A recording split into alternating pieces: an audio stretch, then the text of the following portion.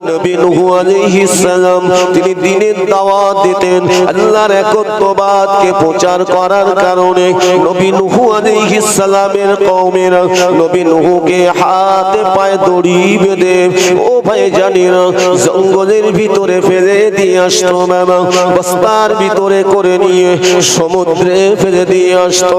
আল্লাহ পাক রব্বুল আলামিন আমার আল্লাহ নবীদেরকে সব থেকে বেশি ভালোবাসেন। নবীদিগকে আল্লাহ বেগুনাহ নিষ্পাপ করেছেন, নবীদের কোনো গুনাহ নাই, নবীদের কোনো গুনাহ নাই। নবীরা হলেন গুনাহ থেকে পাক পবিত্র, নবীদিগকে আল্লাহ পাক সব থেকে উত্তম চরিত্রবান করেছেন।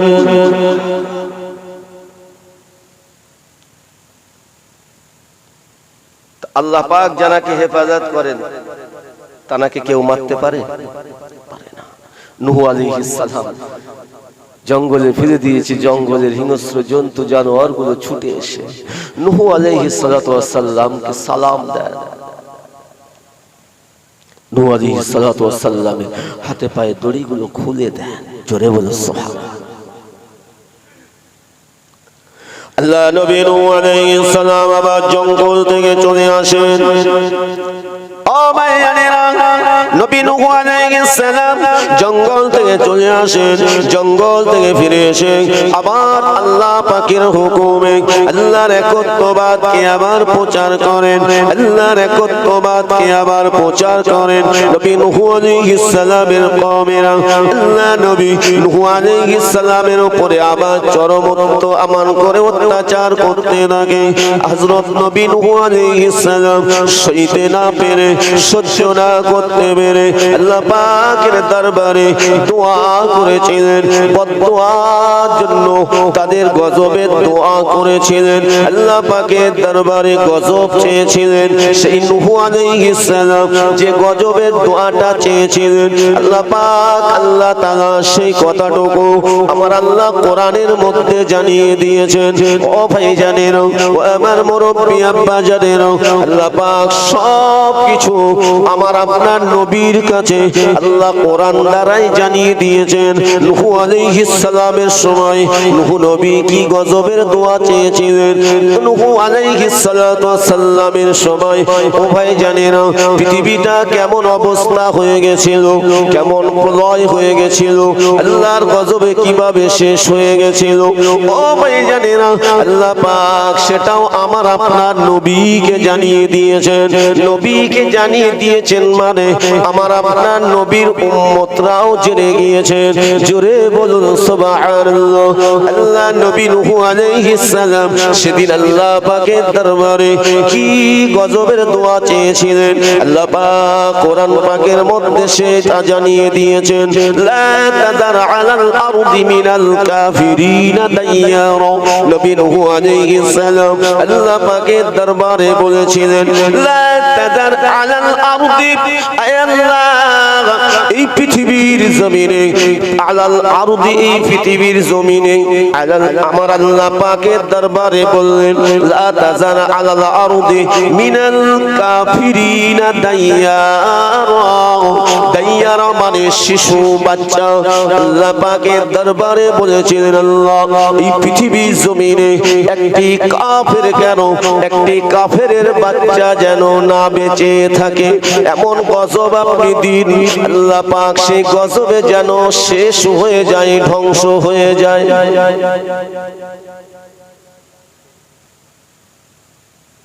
তাহলে কি বোঝা গেল? এরকম এক এক এলাকায় আল্লাহ এক একজন নবীকে পাঠিয়েছিলেন, সমস্ত নবীদের উপর এইভাবে অত্যাচার করেছে। কারা? যারা দুনিয়া পেয়ে সৃষ্টিকর্তাকে ভুলে গেছিল। আজও হচ্ছে কি হচ্ছে না? দুনিয়া পেয়ে অনেকে মুমিনদের উপরে অত্যাচার হচ্ছে কি হচ্ছে না? যারা আখিরাতকে মানে না।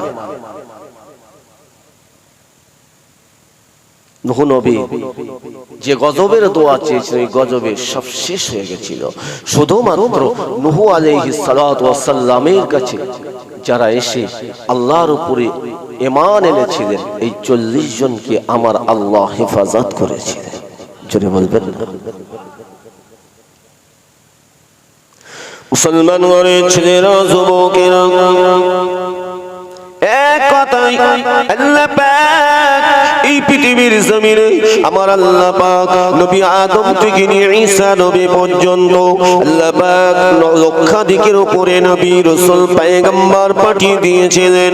আমার আল্লাহ পাক একই সময়ে আমার আল্লাহ এলাকা ভিত্তিক এক একজনকে নবী করে পাঠিয়েছিলেন। আল্লাহ পাক রব্বুল আলামিন এক একজনকে নবী এবং রাসূল করেও পাঠিয়ে দিয়েছিলেন। তবে জানাদেরকে আল্লাহ পাক নবী এবং রাসূলের মর্যাদা দান করেছিলেন। তাদের উপরে আল্লাহ পাকের আসমানি কিতাব নাযিল হয়েছিল। ও মুসলমান ঘরের ছেলেরা, যুবকেরা, কিন্তু ইসলাম কমপ্লিট হয় না।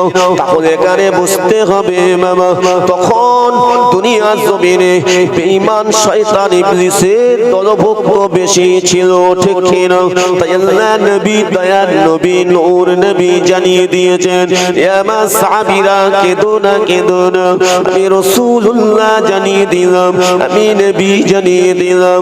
সেই পৃথিবীর শুরু থেকে শেষ পর্যন্ত এর ভিতরে গড়ে হিসাবে দেখতে পাওয়া যাবে 999 জন জাহান্নামী হয়ে যাবে, একজন আল্লাহ দয়ার জান্নাতি হয়ে যাবে।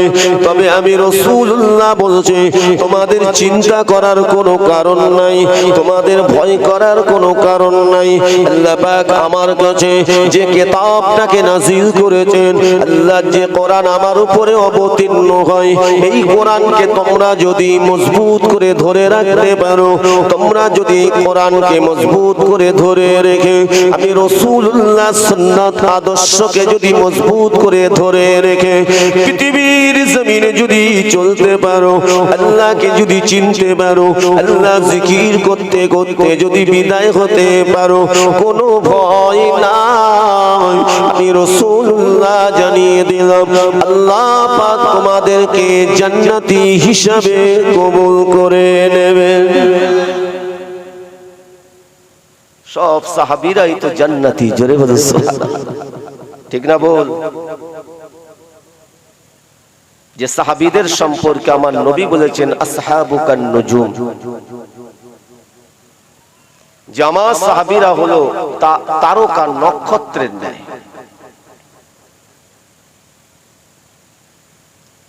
এক কথা, আপনাকে আমাকে কোরআনকে পরিপূর্ণভাবে মজবুতভাবে ধরতে হবে।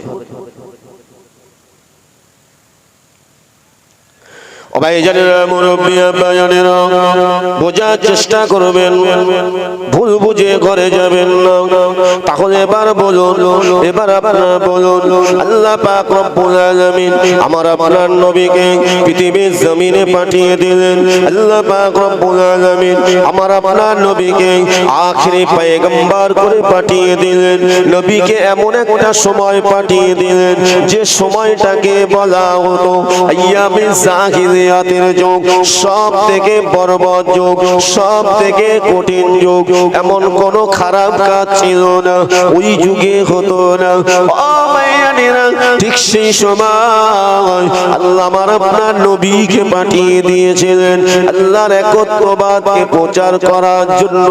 ও ভাইজানেরা, কম বেশি ঈসা রুহুল্লাহর 500 বছর অধিক পরে আল্লাহ আমাদের নবীকে পাঠিয়ে দিয়েছিলেন নূর নবী হাবিবুল্লাহ জনাবে মুহাম্মদুর রাসূলুল্লাহ সাল্লাল্লাহু আলাইহি ওয়াসাল্লাম আল্লাহ তাআলা পাঠিয়ে দিয়েছিলেন।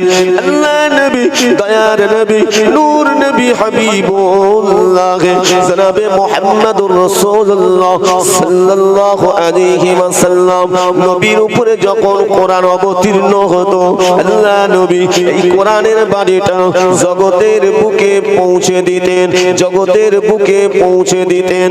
আল্লাহ নবী দয়ার নবী নূর নবী জানিয়ে দিয়েছিলেন, এই আমার সাহাবীরা, এই আমার উম্মত উম্মতিরা, আমি রাসূলুল্লাহ জানিয়ে দিলাম আল্লাহ আমার উপরে যা কিছু অবতীর্ণ করেছেন, যা কিছু আল্লাহ পাক জানিয়ে দিয়েছেন, আমি রাসূলুল্লাহ একটি গোপন রাখি না, সবটাই আল্লাহ পাকের নির্দেশে যেভাবে আল্লাহ আমাকে জানিয়ে দেন সেটাই আমি তোমাদের কাছে প্রচার করি।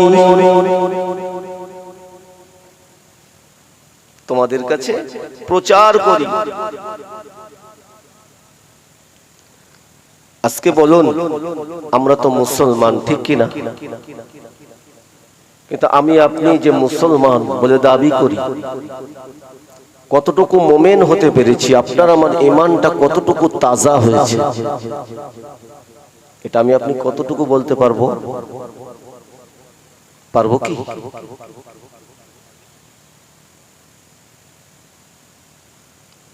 তবে আপনি কিছু অনুভব করতে পারবেন।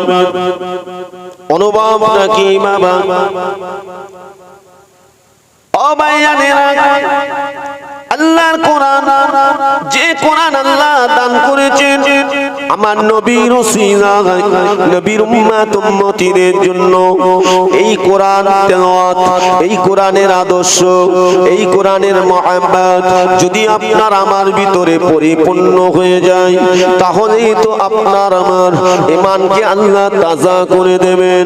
যদি আপনার আমার ভিতরে কোরআনের কিছু নেব, কিছু বাদ দেব, যেটা দুনিয়ার স্বার্থে পড়ে যাবে, যেটা দুনিয়ার স্বার্থে পড়ে যাবে, সেটা যদি ত্যাগ না করতে পারি, কোরআনে যেটা নিষেধ করেছেন সেই কাজগুলো যদি আপনার আমার ভিতরে থাকে, ওটা যদি ত্যাগ না করতে পারি, তাহলেই বুঝতে হবে আমার ঈমানটা এখনো তাজা হয় নয়, আমি এখনো মজবুত ঈমানওয়ালা হতে পারিনি। আল্লাহ যেটা আদেশ করেছেন, আল্লাহর হুকুম, এই আল্লাহর হুকুমগুলো যদি সঠিকভাবে আদায় না করতে পারি, তাহলে ভাবতে হবে শয়তান আমাকে ধোঁকা দিয়ে পথভ্রষ্ট করার চেষ্টা করছে, আমার ঈমানকে মিটিয়ে দেওয়ার চেষ্টা করছে। আপনি বুঝতে পারবেন যে আমার শয়তান ইবলিস আমাকে ধোঁকা দিয়ে ওই পথে নিয়ে যাচ্ছে। কেননা কোন মুমিন মুসলমান, আগেই বলেছে, কোন মুমিনা মুসলমান খারাপ পথে যেতে পারে না। মুমিন মুমিনারা সদা সর্বদা আল্লাহ জিকির করেন, সঠিক পথে চলেন, ইহদিনাস সিরাতাল মুস্তাকিমের উপরে পরিচালিত থাকেন। কেননা মুমিনদের সাহায্য, মুমিনাদের সাহায্য, মুত্তাকিদের সাহায্য স্বয়ং আল্লাহ পাক তিনি করে থাকেন। তাহলে মুমিন হতে গেলে পূর্ণাঙ্গ কোরআন আঁকড়ে ধরতে হবে। তাহলে আল্লাহ পাক জানিয়ে দিয়েছেন, আকিমিস সালাত, বান্দা বান্দি তুমি নামাজকে কায়েম করো। যখন আমার হুকুম হয়ে যাবে, যখন আমার সময়, আমার হুকুম যখন হয়ে যাবে, তুমি আমার হুকুমকে যেন অমান্য করবে না। সঠিক সময় তুমি আমার হুকুমটা পালন করবে। দিনে রাতে আমি তোমার জন্য 5 ওয়াক্ত নামাজকে ফরজ করে দিয়েছি। এ বান্দা বান্দি তুমি আমার হুকুম নামাজটাকে আদায় করো।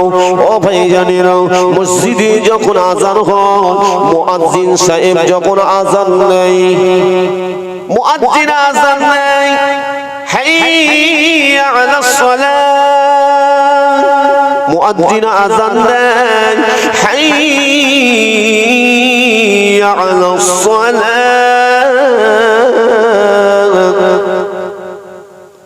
মুয়াজ্জিন আযান দিচ্ছে, অর্থটা কি বাবা? তোমরা নামাজের দিকে এসো, নামাজের দিকে ফিরে এসো, দুনিয়ার কাজটা বাদ দিয়ে দাও, নামাজের দিকে এসো। মুসলমান আমি আপনি যদি অকারণে আমি আপনি যদি নামাজটাকে ইচ্ছাকৃত ছেড়ে দেই, তাহলে বলুন আকিমিস সালাহ, কোরআনের আয়াতটাকে আমি আপনি কি মানলাম? এই আয়াতের উপরে কি আমল করতে পারলাম? পারলাম কি? আমল যদি না করতে পারি কোরআন মানা হলো?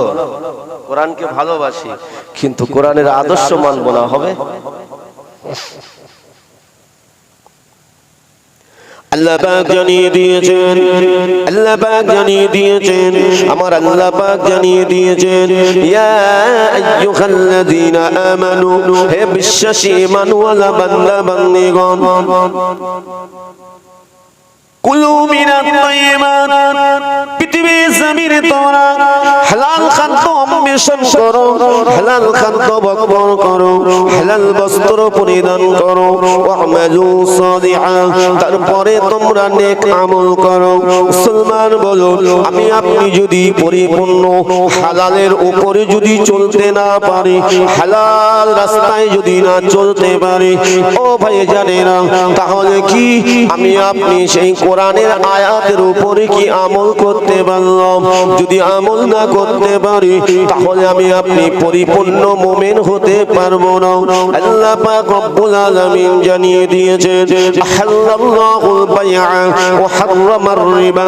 আল্লাহ বলেন, বান্দারে আমি তোমার জন্য ব্যবসাকে হালাল করেছি, তোমার জন্য ব্যবসাকে হালাল করেছি। এই বান্দা বান্দি তুমি হালাল ব্যবসা করো। ওয়া হারামার রিবা, আমি সুদটাকে হারাম করে দিয়েছি। খবরদার তুমি সুদের ধারে পাশে যাবে না, সুদ ভক্ষণ করবে না, সুদ ভক্ষণ করবে না, সুদের অর্থ নিয়ে যেন তোমার ওই হালাল ব্যবসায় লাগাবে না, সুদের সঙ্গে যেন হালালের সঙ্গে যেন সুদ মিশ্রিত করবে না। ও মুসলমান ছেলেরা, যুবকেরা, মুরব্বী বাজারেরা, আমি আপনি যদি দুনিয়ার লোভ লালসায় পড়ে সুদটাকে যদি গ্রহণ করে নিয়ে আমি আপনি যদি সুদের টাকায় বিল্ডিং বানানো, এমন করে ব্যবসা বাণিজ্য যদি এইভাবে গাড়ি বাড়ি করে ফেলে, বলুন আল্লাহ আল্লাহ বলে যদি জিকির করি, আমার আল্লাহ কি আপনার আমার ডাকে কি সাড়া দেবে? আল্লাহ বলেছেন, তুমি আমার কোরআনকে মানো। আদেশ হলো তুমি হালাল ব্যবসা করো, নিষেধ হলো তুমি সুদটাকে ছেড়ে দাও। আমার কথা কি ভুল হচ্ছে? আল্লাহর কোরআন, এখন দুটোই করব, হালাল ব্যবসা করব, আবার হারামটাও নেব। আপনার ওই হালাল হালাল বলে আর থাকবে? ওর সঙ্গে মিশ্রিত হয়ে গেলে কি হবে? সবটাই হারাম হয়ে যাবে। আল্লাহ বলছেন, আল্লাহ বলছেন, ইয়া আইয়ুহাল্লাযীনা আমানু তাকুল্লাহ, ও মুসলমান ঘরের ছেলেরা, আমার যুবকেরা, মুরব্বী আব্বা জানেরা, পর্দানশীনা মায়েরা বোনেরা, আল্লাহ পাক জানিয়ে দিলেন, তোমরা আমাকে ভয় করো, অন্তর থেকে ভয় করো, ভয় করার মতো ভয় করো। তাহলে আমি আপনি যদি প্রকৃত ভয় করে, তাহলে হারামের দিকে আমি যেতে পারবো না, সুদের দিকে যেতে পারবো না, হারাম উপার্জনের দিকে যেতে পারবো না। কেননা আমি আপনি আল্লাহকে ভয় করে। আল্লাহ পাক আল্লাহ তাআলা জানিয়ে দিলেন, অকুনু মা'আস সাদিকিন,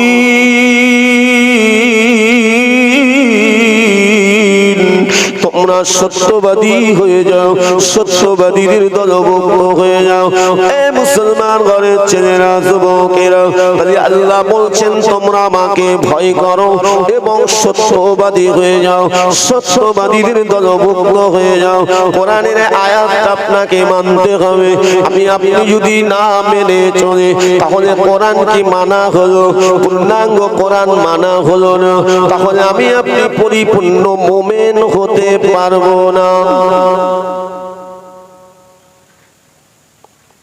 কেন? আল্লাহ পাকের একটি আয়াত আমার আল্লাহ পাক তিনি তানার কাছে রেখে দেননি, পূর্ণাঙ্গ কিতাবটাকে আল্লাহ নবীর কাছে অবতীর্ণ করে দিয়েছিলেন, কমপ্লিট করে দিয়েছিলেন। আল্লাহ জানিয়ে দিয়েছিলেন যে আমার কোরআন কমপ্লিট, আমার ইসলাম কমপ্লিট।